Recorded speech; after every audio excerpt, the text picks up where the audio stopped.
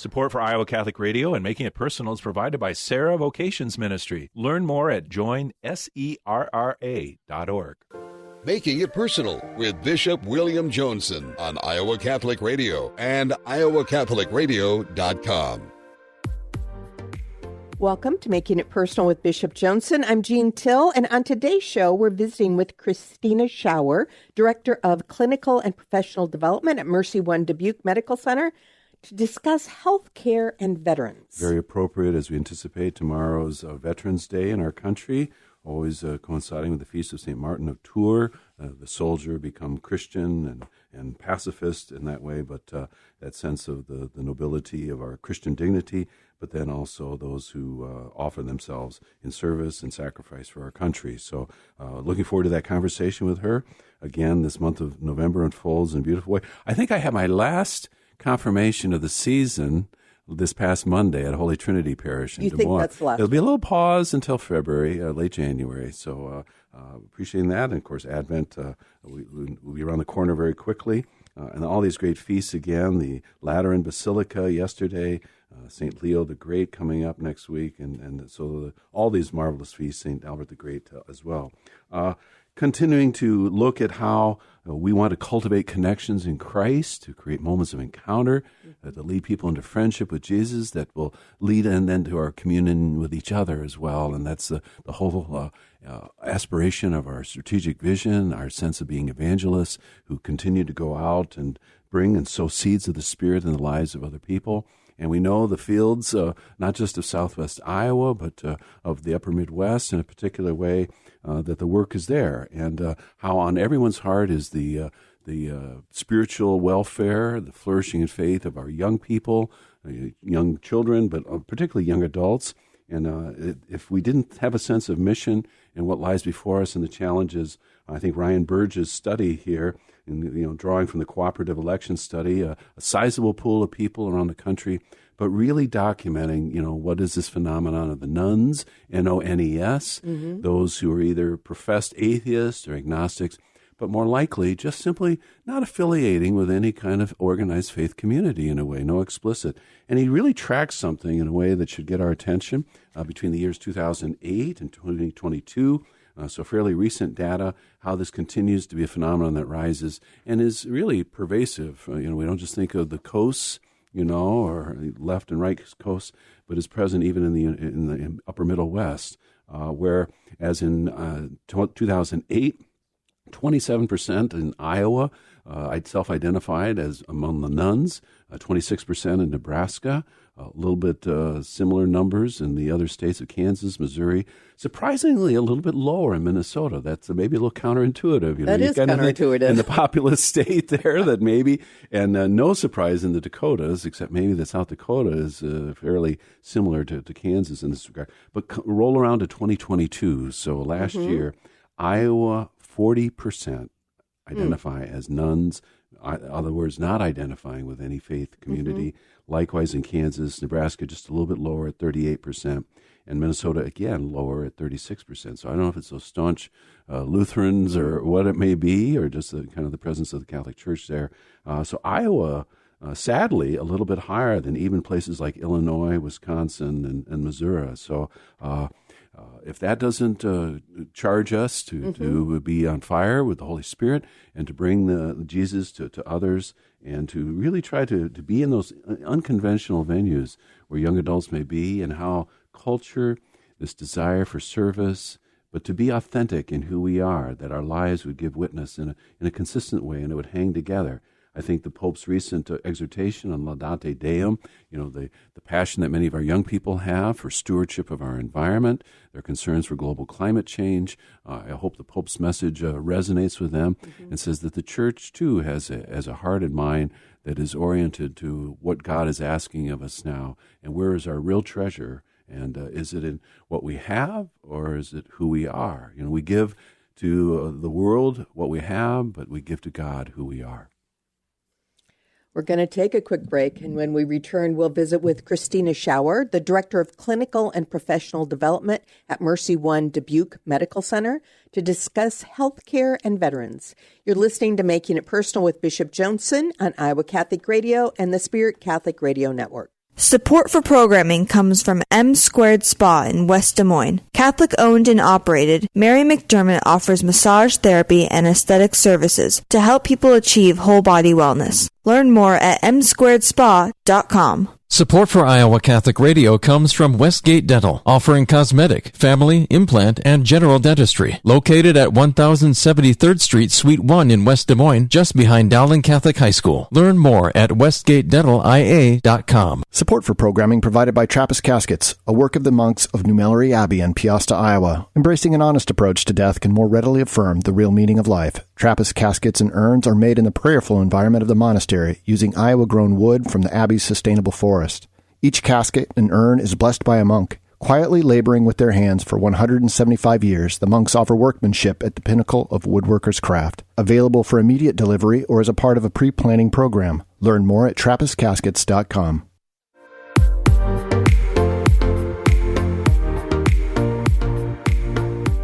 Welcome back to Making It Personal with Bishop Joensen. And on today's show, we're visiting with Christina Schauer, Director of Clinical and Professional Development at Mercy One Dubuque Medical Center, to discuss healthcare and veterans. So pleased to have you with us, Ms. Schauer, and I'll call you Christina with your permission. Just really, I think, coinciding with Veterans Day, but the scope of who you are, your mission and ministry, your work at the Mercy One system, located there in Dubuque. And just being able to be in Dubuque a few weeks ago for the installation of Archbishop Zinkula, the Mississippi River Valley and the tri-state area, it has its own charm that just it never fades. So good to be with you, and that a big event for the life of the church, but the collaboration of Mercy and its mission of healthcare and the spirituality that's part of this. So, you envisioned being in a healthcare setting when you were younger, or how did this kind of unfold, and your story that led you as a college student and then into the service and then, in harm's way and all that's part of that. So just some facets for our listeners there that you'd like to strike. Yeah.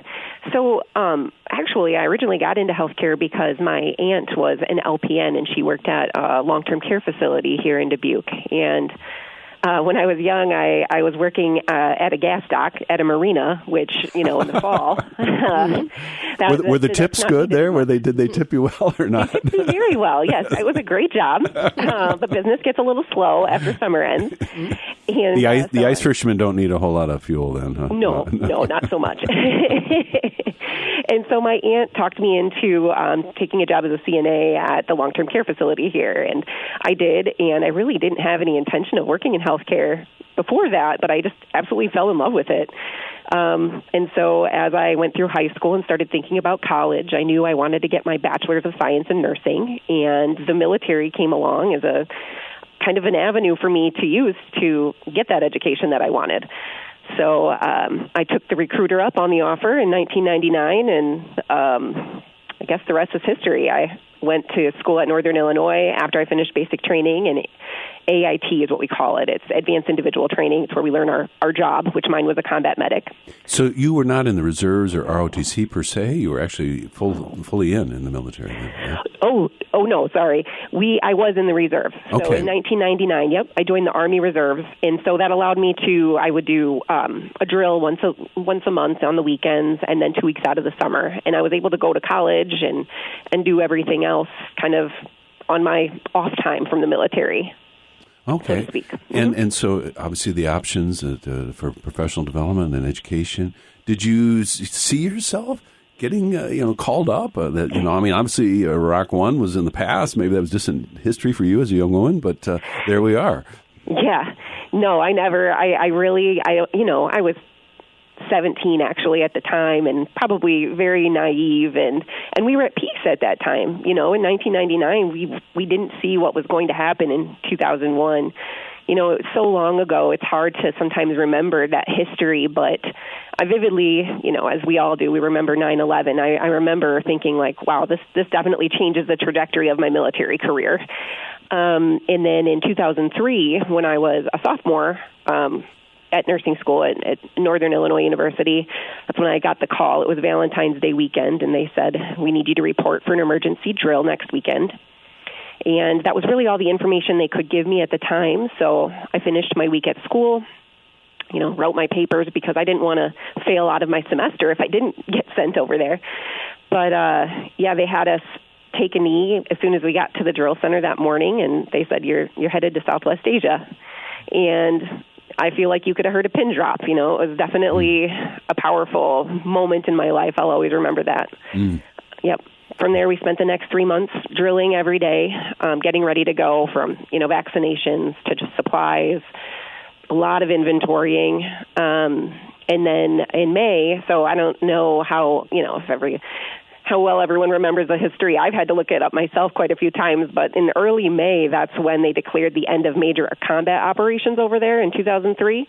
And I think it was May 12th. It was the day after Mother's Day. We were on a plane headed over to Kuwait. We spent a few weeks there acclimating to the heat, and then we convoyed up to Baghdad, Iraq, at the beginning of June, where we spent the next year.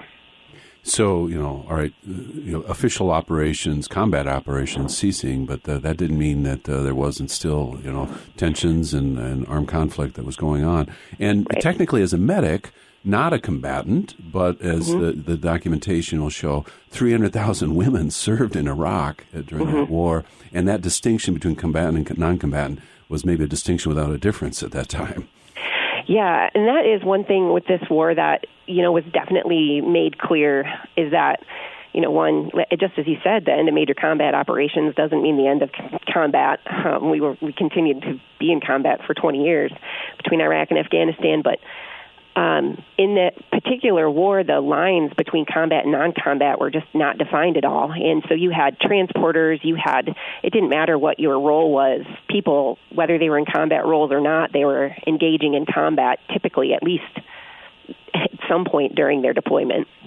And in the midst of all this, and you say it was 1 year, but what an intense year it was this kind of affirming your vocation to healthcare, your sense here, and the things that you saw, perhaps some of the grisly and horrific things, but the discipline of the military, the valor that emerges, and the solidarity, that spirit, was it kind of a best of both worlds, and yet also the worst things kind of wrapped up together? Yeah, I think that serving in the military did really give me, there are a lot of parallels in the military and then in healthcare. Obviously that feeling you get when you're serving, I think it's hard to beat that feeling. That's such a good feeling. I think the camaraderie is kind of similar in healthcare and in the military. Obviously in the military it's, a lot more intense because you're actually living and eating and doing everything that you do in your life with these same people without ever going back to your own family. But I do feel that same sense of camaraderie in healthcare as well, and just the importance of the team and every cog in the wheel doing what they need to do. I think that my time in the military especially, I reflected on it a lot during the COVID-19 pandemic, especially in the early days. I would compare that, the first little bit of data that we got about what we could expect with the COVID-19 pandemic back in March of 2020, I could compare that to the way it felt to hear I was getting sent overseas. But then also just the importance of being able to just stay on task. You're on a mission with all of these people. Everyone's doing their best, all working collaboratively. Systems, the importance of getting systems in place. I mean, I think there are a lot of parallels. And so you speak of a kind of esprit de corps that arises, but obviously also the psychic cost of that for folks. You refer to kind of the discipline, but then also the processes that will enable people to fulfill their role, their mission. And that's something you have a kind of knack for. But how much is the psychological and the spiritual? Were you not just attending to yourself, but attending to others in the midst of the pandemic and drawing from your experience in combat? That's a hard question. It's a Joensen-esque question, but no. I mean, it's so in the midst of all of this, the spiritual and psychological, the drain on the human side. Mm-hmm. But how then did you see that your particular niche, your insights and practical skill set, that you could do things to make processes that internally within the staff, but then for the patients and the veterans who were coming to you at Mercy? I think that the biggest probably translation of that was when we did the COVID-19 vaccine rollout. So really, the way that our whole organization came together, despite being tired and fatigued and in some cases burnt out from what we had experienced during the peak of the pandemic, in the surge of patients, especially in the fall of 2020, to see everybody come together in early 2021 to make sure that we could get a life-saving vaccine to the patients that really wanted it as quickly as possible, safely as possible, efficiently as possible. I feel like there were a lot of things I saw and a lot of skills that we learned in the military that we put into place to make that happen. It wasn't, I think in the civilian side of life, a lot of times we offer a lot of choices, and I think that's great. And that's important. We want to give that personalized care for sure. But there are certain times, in times of crisis, where you have to really focus on a process and getting everybody moving with that process in order to accomplish, a lot in a little bit of time safely. And so I think the way that our team pulled together throughout the pandemic, not just with the vaccines, but with everything during the pandemic, was very similar. Well, bravo, for all that you've done there. And then, obviously, President Kay Takis of Mercy looks to you and has entrusted with you a lot. Maybe kind of then talking about the role and the engagement, the services provided, particularly to those who've been in the military. I think as a kind of a layman in this regard, I would simply say, well, isn't that the VA's job? Don't they, go to Iowa City or, Knoxville or, some of the, Des Moines, the services that are provided there. But Mercy is very much, and that's, you've spearheaded a lot of those efforts. Yes. So, we started our military and veteran healthcare program just right before the pandemic, actually, in the fall of 2019. And I'd love to take credit for having this, creating this brainchild, but really it came from Dr. Van Coots, who was he's a CEO of Holy Cross Health, which is a hospital within Trinity Health. So we're part of a really large hospital system across the nation. So it started in there, but Kay Takis she's very passionate about caring for veterans. She volunteered Mercy One Dubuque to be the pilot site for Iowa to roll out this MilVet program. And I think that I learned a lot with the rollout, and I think what you just mentioned was one of the things that I learned is that it is a big misconception that most veterans are using the VA. So I've seen different statistics ranging from 30% to 50%, but really, in the end, over half of veterans are getting all or most of their care in the community and not the VA, whether it's because they're not eligible for benefits or for just a variety of reasons. Maybe they have other types of payers, maybe they're just choosing to not use the VA. But really, the thing that we have to take away from that is that we're serving a lot of veterans without, one, identifying them. At least this was pre-program. Hospitals are not identifying that they have served or that they are currently serving or that they might be a spouse or a child of a service member. And then also there was not prior to this program, a good way of ensuring that the people caring for these patients in the hospital setting, the community hospital setting, are educated on those specific, needs of the veterans based on the experiences and the exposures that they've had. So please continue. I don't want to interrupt you. Oh, and I was going to mention in the last piece of it is understanding what resources are available in the community for the vets, because we're not here to we're here to partner with the VA. We're not in competition for the VA's patients. We want to partner with the VA because really, in the end, what we want to make sure is that patients have great access to quality health care and that they have continuity. And so if we can, some of those patients that maybe are currently not receiving benefits that they are eligible for, we want to make sure that we're connecting them to those. And so that requires a lot of community partnerships as well. Okay. And just, my layman's understanding, but are you able as an institution to understand this affiliation by if they're, sending benefit requests to TRICARE for Life or other organizations like that? We've got a veteran on our hands. Mm-hmm. Yes. So as of 2019, that was a big part of our rollout is we We made it so that whatever the point of entry was for the veterans or the service members or all patients, wherever their point of entry was, they would be asked if they are currently serving, if they have ever served. We try not to use the word veteran when we're asking this because there are some veterans that maybe don't identify themselves as a veteran. Some veterans will think, I didn't serve in a wartime. So, sometimes people struggle with that title. And so we want to make sure, like, if you have ever served in the military, we want to know. And for the record, whether you served in a war or did not serve in a war, you absolutely do deserve that title. But we also want to know if they are a spouse of a veteran, because, a veteran is not acting solely on their own. This is definitely a family affair when you are in the military, and then a child of a veteran.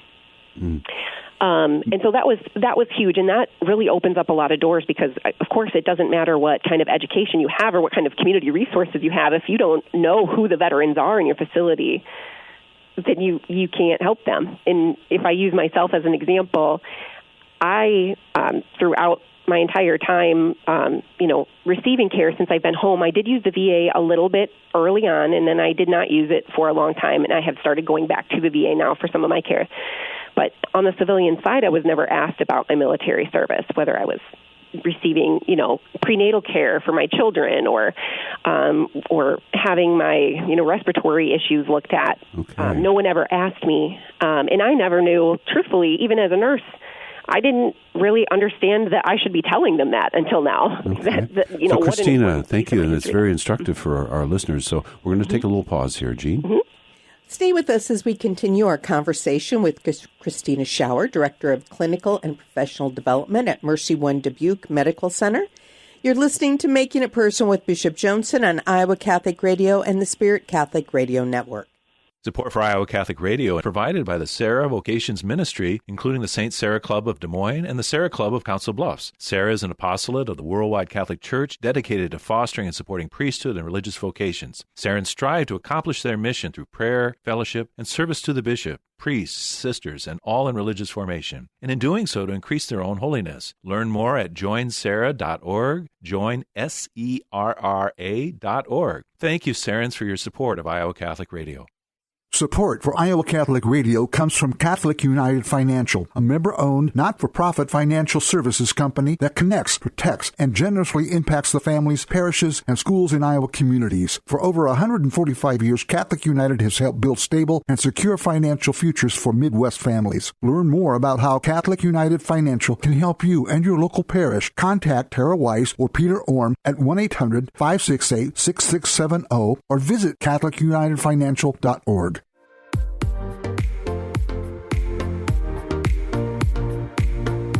Welcome back to Making It Personal with Bishop Joensen. We're talking about benefits to the VA for our veterans, and let's give you that website. It's va.gov/the PACT, P-A-C-T, ACT, A-C-T, and your VA benefits. That is a mouthful. It is. So hopefully listeners got it, and if they get part of it, probably it'll come up on Google when they do their search, so to round that out. But Christina, you're not just a tri-state woman. I mean, your profile and your various involvements on a national level with Iraq and Afghanistan veterans, advocacy with our legislators in Washington. Tell us a little bit about that, and you want to make sure that this is not just something, but to all of our listeners in the Spirit Catholic Radio, Iowa Catholic Radio area, that they might have accessibility. Yes, so I have been really fortunate in one through Mercy One to have their support and advocating for veterans, and then also with a group called the Iraq and Afghanistan Veterans of America. And just last week, I spent some time in Washington, D.C., talking to a lot of different legislators about, some of our policy priorities. And one of the biggest priorities that I think just about every, veteran service group or veteran service officer association has right now is implementing the PACT Act. So the PACT Act was really a historical legislation that was passed in August of 2022 that really expanded benefits for service members who were exposed to toxins, radiation, and other types of things. And this greatly expanded benefits not only for Iraq and Afghanistan veterans, but for veterans of the Gulf War and for Vietnam veterans. And I think one thing that I would really kind of like to stress is with the Vietnam veteran population, as well as survivors of veterans from any war. The Vietnam veteran expansion, it added a couple of new conditions to the presumptive list, which presumptives are things that if you were in a certain location at a certain time and you suffer from a certain condition, you are eligible for these certain benefits. It's assumed it came from your military service. The onus is off the service member to prove that. Vietnam veterans, it was the geographic locations that expanded quite a bit. So previously you had to be in Vietnam or in the waters surrounding Vietnam, very close to it. It has expanded to areas like Laos, Guam, Thailand. A lot of people are probably now eligible for these benefits that in the past they may have been denied.